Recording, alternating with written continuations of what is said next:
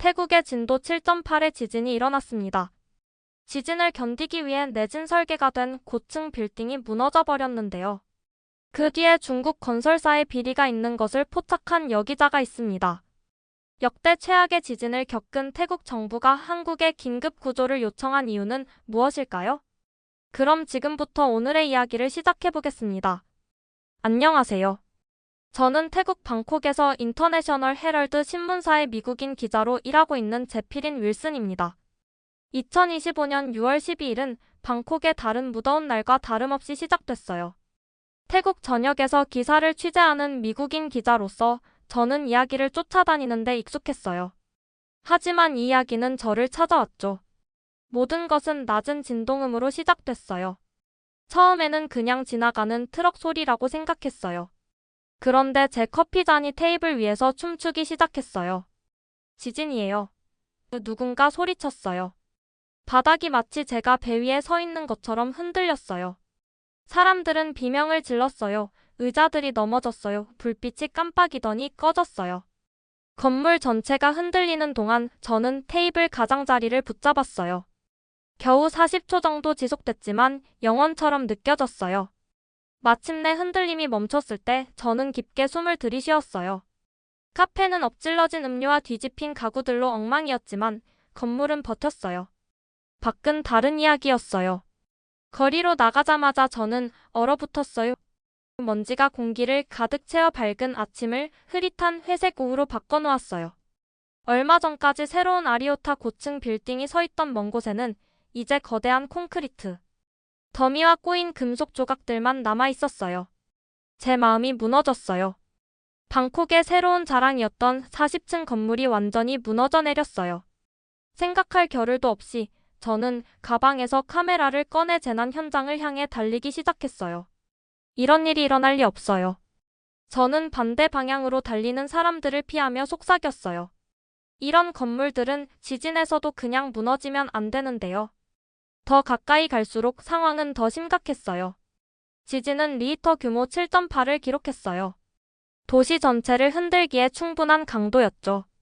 하지만 아리오타만 완전히 무너졌어요. 왜일까요? 주변에는 응급 사이렌 소리가 울려 퍼졌어요. 경찰관들과 구조대원들이 이미 장벽을 설치하고 있었어요. 무너질 때 건물 안에 수백 명이 있었다고 말하는 사람의 목소리가 들렸어요. 저는 노트북을 꺼내 모든 것을 기록하고 현장 사진을 찍기 시작했어요. 먼지 덮인 한 남자가 비틀거리며 지나갈 때 저는 그의 팔을 잡았어요. 거기 계셨어요?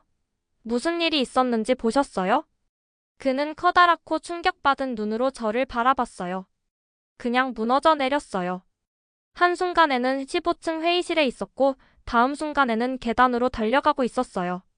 건물 전체가 흔들리다가 금이 가기 시작했어요. 겨우 빠져나왔어요. 안에 몇 명이나 있었어요? 제가 물었어요. 수백 명이요. 그가 이야기했어요. 건물이 거의 꽉 차 있었어요. 이건 단순한 재난이 아니라 비극이었어요.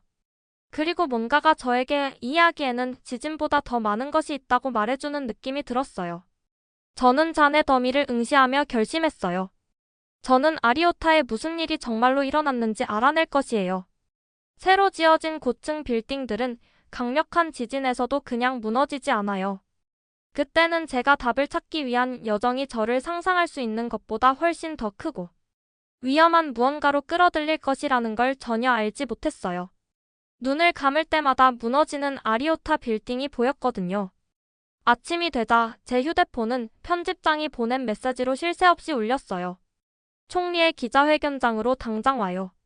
저는 얼굴에 찬물을 끼얹고 정부청사로 달려갔어요. 그곳은 전 세계에서 온 기자들로 꽉 차 있었어요. 카메라 촬영팀들이 자리를 차지하려고 밀치고 있었어요. 정확히 오전 9시 파라친 디차야 총리가 연단으로 걸어 나왔어요. 오늘 그도 잠을 이루지 못한 것처럼 보였어요. 그의 눈은 충혈되어 있었고 평소에 깔끔했던 머리는 약간 헝클어져 있었어요. 이것은 국가적 비극입니다. 그는 명백한 피로감에도 불구하고 단호한 목소리로 발표했어요. 이 건물은 중요한 정부 사무실과 태국 과학 아카데미를 수용하기 위한 것이었습니다.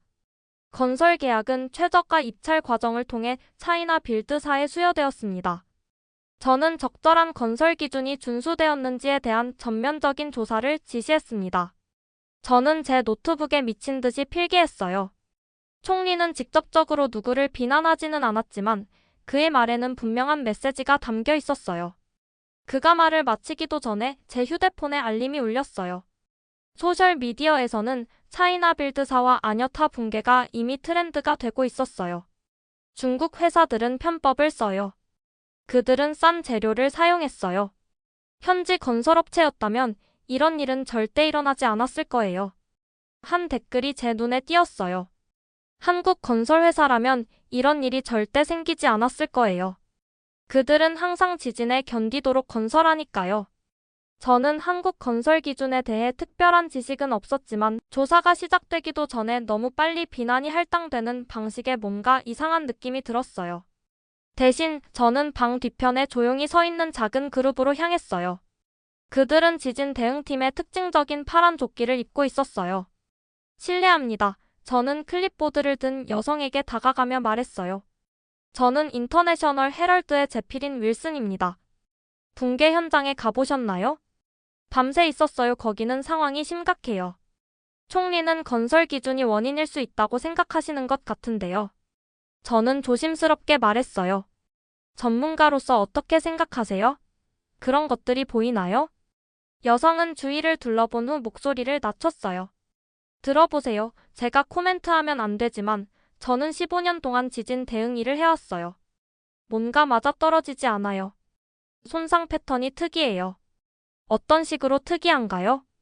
저는 저널리스트 직감이 솟구치며 물었어요. 하지만 그녀가 대답하기 전에 한 정부 관리가 우리 옆에 나타났어요. 모든 코멘트는 적절한 채널을 통해 이루어져야 합니다. 그는 딱딱하게 말했어요. 조사팀이 적절한 시기에 결과를 발표할 것입니다. 그 여성은 저에게 미안한 표정을 지으며 걸어갔어요. 제 작은 아파트로 돌아와서 저는 책상 위에 제 노트를 펼치고 노트북을 열었어요. 그런 이야기를 쓰는 것은 쉬웠을 거예요. 하지만 구조대원의 말이 계속 제 마음속에 울렸어요. 뭔가 맞아떨어지지 않아요. 저는 차이나 빌드사에 대한 정보를 검색하기 시작했어요. 그들은 일본과 대만 같은 지진이 많은 지역을 포함하여 아시아 전역에서 주요 프로젝트를 완료했어요. 그들의 다른 건물 중에는 이런 식으로 무너진 건물이 없었어요. 저는 제가 무엇을 해야 하는지 알았어요. 쉬운 이야기는 진실된 이야기가 아닐 것이에요. 그리고 기자로서 진실은 제 유일한 진짜 일이었어요. 안녕하세요, 짱 교수님. 저는 제필인 윌슨입니다. 지진 시 건물 붕괴에 관해 뭔가 이해하는 데 도움이 필요해요. 비난 게임이 시작됐어요. 하지만 저는 아직 그냥 따라가기엔 준비가 되지 않았어요. 저는 다음날 아침 일찍 일어나 제 작은 호텔 방에 TV를 켰어요. 뉴스 채널에서는 아리오타 재난 외에는 아무것도 보도하지 않고 있었어요. 사망자 수는 118명에 달했고 수백 명이 더 실종된 상태였어요. 슬퍼하는 가족들의 이미지가 화면에 비치자 제 속이 뒤틀렸어요. 이건 더 이상 그냥 이야기가 아니었어요. 이들은 산산조각난 삶을 가진 실제 사람들이었어요. 프로그램은 스튜디오 인터뷰로 전환됐어요. 깔끔하게 정돈된 회색 수염과 둥근 안경을 쓴 진지해 보이는 남자가 뉴스 앵커 맞은편에 앉아 있었어요. 자막은 그를 프라삿 프라마한 교수, 구조공학 전문가라고 소개했어요. 프라마한 교수님, 재난 현장의 예비 보고서를 검토하셨는데요. 앵커가 시작했어요. 이 비극의 가능한 원인에 대해 무엇을 말씀해 주실 수 있나요? 교수는 심각하게 고개를 끄덕였어요. 초기 데이터를 바탕으로 우리는 4가지 가능한 원인을 고려해야 합니다. 그는 손가락을 들어 하나씩 세어가며 설명했어요. 첫째, 정부의 최저가 입찰 정책이 편법을 자극했을 수 있습니다. 그가 말했어요. 둘째, 건설회사가 돈을 절약하기 위해 자재와 인력을 줄였을 가능성이 있습니다. 셋째, 검사기관의 감독이 부적절했던 것으로 보입니다. 그리고 넷째, 우리는 규모 7.8 지진에 예측할 수 없는 강도를 인정해야 합니다. 저는 그의 요점을 한마디 한마디 받아 적었어요. 앵커는 앞으로 몸을 기울였어요. 소셜미디어에서 회사들을 비난하거나 다른 회사들을 칭찬하는 주장들이 있었습니다. 이에 대해 말씀해 주실 수 있나요? 프라마한 교수는 얼굴을 찌푸렸어요. 최종 건설 회사는 확실히 차이나 빌드사였습니다. 한국 회사들은 이 프로젝트에 전혀 관여하지 않았습니다.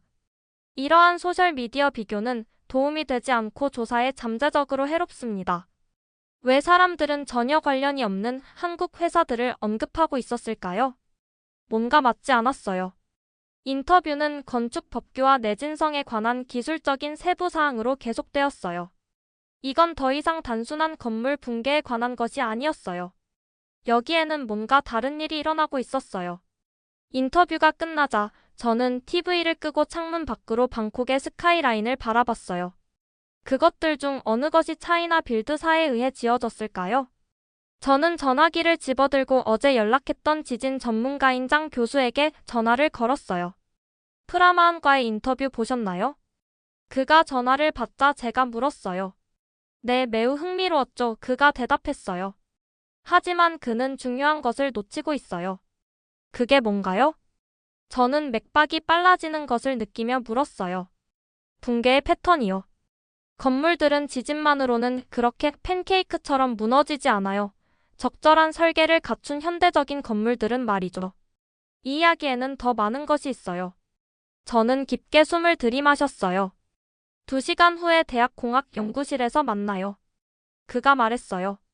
그리고 제피린 씨, 이것에 대해 누구와 이야기하는지 조심하세요. 단순한 이야기를 원하는 강력한 사람들이 있어요. 전화를 끊은 후 저는 인터내셔널 헤럴드의 제 편집장에게 전화를 걸었어요. 단순한 건설 실패보다 더 큰 일이 일어나고 있다고 생각해요. 어떤 종류의 일인가요? 그가 의심스럽게 물었어요. 아직 확실하지 않아요. 하지만 비난의 서두름, 한국 회사들에 대한 이상한 언급 뭔가 이상하게 느껴져요. 더 깊이 파고들 수 있는 3일만 주세요. 이틀이요. 그가 마침내 대답했어요. 그때까지 확실한 것을 찾지 못하면 우리는 공식 이야기를 따를 거예요. 대중은 답을 원하고 있어요. 제프. 찾을게요. 저는 약속했어요. 진짜 답을요? 나갈 준비를 하면서 저는 길 건너편에서 제 호텔을 지켜보고 있는 어두운 정장을 입은 남자를 발견했어요. 우리의 시선이 마주치자 그는 재빨리 고개를 돌렸어요. 저는 확실히 뭔가를 발견했어요. 그리고 누군가는 그것을 좋아하지 않을 수도 있었어요. 저는 다음날 아침 일찍 재난 현장에 도착했어요. 보안 검문소를 통과하는 것은 쉽지 않았지만 제 기자 증명서와 몇 번의 끈질긴 전화 통화 끝에 마침내 접근 권한을 얻었어요. 재난 현장은 전쟁터와 비슷했어요. 한때 자랑스러웠던 고층 빌딩은 이제 그저 부서진 콘크리트와 뒤틀린 금속의 산더미일 뿐이었어요. 다양한 국가에서 온 구조대원들이 생존자를 찾기 위해 쉬지 않고 일하며 현장을 뒤덮고 있었어요. 붕괴 후 5일이 지났음에도 공기는 여전히 분필맛과 더 나쁜 무언가, 생각하고 싶지 않은 것이 났어요. 윌슨 씨? 저는 안전모와 안전조끼를 입은 키 큰 남자가 제게 다가오는 것을 보고 돌아봤어요. 저는 오리온 로드리게즈입니다. 그는 장갑 낀 손을 내밀며 말했어요. 국제건물안전위원회에서 왔어요. 당신의 편집장이 저에게 연락했어요. 저는 감사하게 그의 손을 잡았어요. 만나주셔서 감사해요. 여기서 정말 무슨 일이 일어났는지 이해하려고 노력하고 있어요. 그곳에서는 작업자들이 조심스럽게 큰 콘크리트 조각들을 제거하고 있었어요. 이것 좀 보세요. 그는 금속 막대가 튀어나온 콘크리트 덩어리를 집어들며 말했어요. 이 바닥 슬래브는 있어야 할 두께보다 약 20%더 얇아요. 그리고 이것 보세요. 철근 간격이 완전히 잘못됐어요. 이건 명백히 표준 이하의 건설이에요. 그가 더 많은 문제점들을 지적하자 저는 사진을 찍었어요. 그럼 총리가 옳았던 거예요? 차이나 빌드 사과 편법을 썼나요? 제가 물었어요. 오리온은 얼굴을 찌푸렸어요. 하지만 뭐요? 저는 재촉했어요. 이 지지대 중 일부가 너무 깨끗하게 파손된 것이 이상해요. 그는 목소리를 낮추며 말했어요. 마치 그가 말을 끝내기도 전에 우리는 근처의 소동에 의해 중단되었어요. 구조팀이 무언가를 발견했어요. 저와 함께 오세요. 오리온은 빠르게 그 활동을 향해 움직이며 말했어요. 일본 구조팀이 잔해를 체계적으로 작업하고 있었어요. 그들의 리더 저분은 다카시 야마모토 대장이에요. 오리온이 저에게 이야기했어요. 저는 조심스럽게 다가갔어요. 야마모토 대장님? 저는 인터내셔널 헤럴드의 제필인 윌슨입니다. 무엇을 발견하셨는지 물어봐도 될까요? 야마모토 대장은 고개를 들어 올렸고 그의 표정은 음울했어요. 우리는 많은 문제점을 발견하고 있습니다. 그는 조심스러운 영어로 말했어요. 일본에서는 이것보다 훨씬 강한 지진에 대비해 건설합니다. 우리는 전선이 노출되어 있고 콘크리트가 이렇게 쉽게 부스러지는 것을 보고 충격을 받았습니다. 적절한 건설이었다면 이런 일은 일어나지 않았을 겁니다. 그는 제게 더 가까이 오라고 제스처를 취하고 그들이 발견한 벽 부분을 가리켰어요. 여기를 보세요. 지지 기둥과 바닥 슬래브 사이의 연결 부분. 매우 열악한 설계예요. 한 태국 엔지니어가 우리 대화에 합류했어요. 한국 건물들은 더 심한 지진에서도 살아남았어요. 태국 엔지니어가 주장했어요. 또 다시 그것이 있었어요. 한국 건설에 대한 이상한 언급. 이것은 제가 한국 회사들이 이 프로젝트에 전혀 관여하지 않았음에도 누군가가 한국 건설 기준을 언급하는 것을 들은 세 번째였어요. 왜 특별히 한국 건설을 언급하시나요? 제가 물었어요. 엔지니어는 제 질문에 놀란 표정을 지었어요. 한국 기준이 아시아에서 최고라는 것은 모두가 알고 있어요. 그는 마치 명백한 사실을 말하는 것처럼 말했어요. 그들은 이런 문제를 절대 겪지 않아요. 저는 그에게 감사를 표하고 물러났어요. 제 마음은 조급해졌어요. 왜 모두가 중국 회사를 비난하면서 한국 건설을 칭찬하는데 이렇게 열심인 걸까요?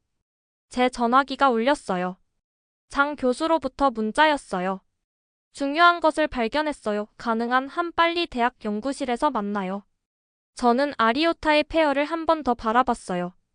여기서 무슨 일이 일어났든 그것은 부실 공사만큼 단순하지 않았어요.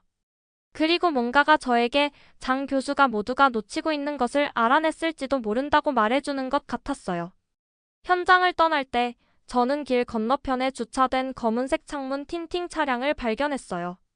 제가 그것을 쳐다보자 엔진이 시동되고 차는 천천히 떠나갔어요. 누군가가 확실히 저를 지켜보고 있었어요. 그리고 저는 그 이유를 알기 시작했어요. 장 교수의 연구실은 지진 측정 기록, 토양 샘플, 그리고 붕괴된 건물의 3D 모델을 보여주는 화면들로 가득 차 있었어요. 하지만 그가 그의 발견을 저에게 보여주기도 전에 제 전화가 울렸어요. 편집장이었어요. 제프, 이 이야기가 점점 더 커지고 있어요. 방금 도착한 몇몇 국제 전문가들을 만나게 당신에게 보낼게요. 이제 전 세계가 방콕을 지켜보고 있어요. 아리오타 붕괴 이후 일주일이 지났어요. 사망자 수는 219명에 달했고 여전히 수십 명이 실종 상태였어요. 제 마음은 아직도 사랑하는 이들의 소식을 기다리고 있는 가족들을 위해 아팠어요. 저는 첫 번째 전문가를 재난 현장 근처의 임시지휘센터에서 만났어요. 독일에서 온 안나 밀러 박사는 어두운 머리카락을 가진 지진학자였어요. 저는 이틀 동안 방콕 지하를 연구해왔어요. 그녀는 임시 탁자에 큰 지도를 펼치며 말했어요. 이 지역의 지반은 실제로 불안정해요. 그녀는 다양한 세계층이 있는 토양 구성도를 보여주며 설명했어요. 하지만 적절한 내진 설계로 완전한 붕괴는 막을 수 있었을 거예요. 한국의 많은 건물들은 비슷한 토양 조건 위에 서 있지만 지진에도 잘 견뎌내요. 왜 특별히 한국을 언급하시나요? 제가 물었어요. 밀러 박사는 놀란 표정을 지었어요. 왜냐하면 그들이 아시아에서 내진 건설의 표준 기준이니까요. 물론이죠. 그들의 건축 법규는 모범적이에요. 그날 오후 늦게 저는 부시시한 눈과 피곤한 눈을 가진 프랑스 구조 전문가인 장 르클레르를 인터뷰했어요. 그는 건물의 문서를 검토해왔어요. 이 프로젝트에 대한 감독 기록이 거의 없어요. 그가 말했어요. 그의 억양은 진했지만 그의 우려는 분명했어요. 일부 문서는 위조된 것으로 보여요. 이는 여러 단계에서의 태만을 시사해요. 이것은 단지 한 회사에 관한 것이 아니에요. 그는 계속했어요.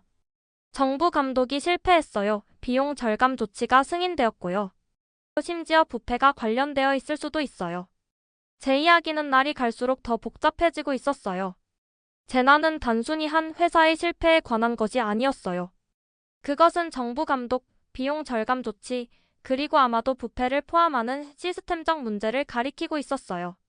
해가 지기 시작할 때 저는 마르코 비앙키라는 이탈리아 건축가를 만났어요. 상황에 대한 당신의 평가는 어떤가요? 저는 우리가 대규모 정리 작업을 내려다보며 서 있을 때 그에게 물었어요. 이런 일은 절대 일어나지 말았어야 해요. 그가 고개를 절레절레 흔들며 말했어요. 한국의 건설 기술은 아시아에서 최고 수준으로 여겨져요. 지진 안전에 대한 그들의 관심은 모범적이에요. 만약 그들이 이 건물을 지었다면 왜 모두가 계속 한국을 언급하는 거죠? 저는 제 좌절감을 억제하지 못하고 끼어들었어요. 한국 회사들은 이 프로젝트에 입찰조차 하지 않았어요. 마르코는 혼란스러워 보였어요. 그날 저녁 호텔로 돌아가는 길에 제 마음은 복잡해졌어요. 한국 기준에 대한 이런 반복적인 언급은 저를 깊이 궁금하게 만들었어요. 왜 한국은 그들이 관련되지 않았는데도 이 논의에서 벤치마크가 되고 있는 걸까요? 뭔가 이상한 일이 일어나고 있었어요. 제 전화가 울려 저를 깜짝 놀라게 했어요. 장 교수였어요. 당장 당신을 봐야 해요. 그가 긴장된 목소리로 말했어요. 어디로 가는지 아무에게도 말하지 마세요. 그리고 제필인? 당신이 미행당하고 있는지 확인해 보세요. 저는 창문으로 가서 커튼 사이로 들여다봤어요. 같은 검은색 차가 길 건너편에 주차되어 있었어요. 누군가는 제가 진실을 발견하는 것을 원하지 않았어요. 하지만 그들은 무엇을 숨기고 있는 걸까요?